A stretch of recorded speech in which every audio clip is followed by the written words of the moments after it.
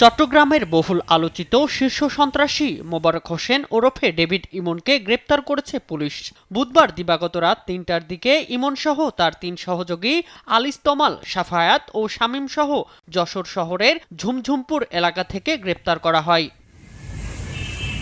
যশোরের police super Syed Rafiqul Islam বিষয়টি নিশ্চিত করে জানান, গোয়েন্দা তথ্যের ভিত্তিতে দিবাগত রাতে ডিবি পুলিশ ও কোতোয়ালি থানা পুলিশের ৯টি টিম সদর উপজেলার যশোর-ঢাকা মহাসড়কের ঝুমঝুমপুর এলাকায় অবস্থান নেয়।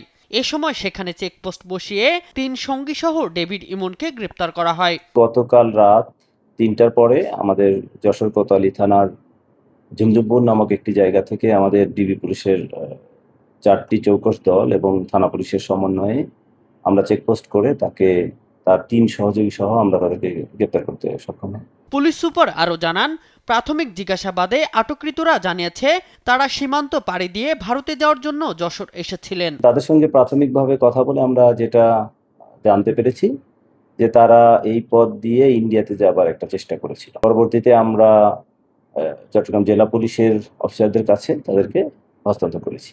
সম্প্রতি চট্টগ্রাম নগরীর চকবাজার এলাকায় ডিডিএন নামে একটি ইন্টারনেট সেবাদানকারী প্রতিষ্ঠানে হামলার ঘটনায় উঠে আসে ডেভিড ইমনের নাম।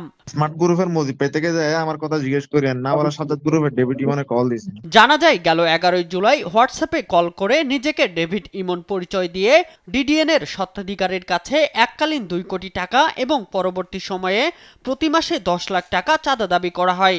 এর ২ দিন পর ডিডিএন এর কার্যালয়ে হামলা চালানো হয়। শামীম হোসেন, নিউজ ডেস্ক, দেশ টিভি।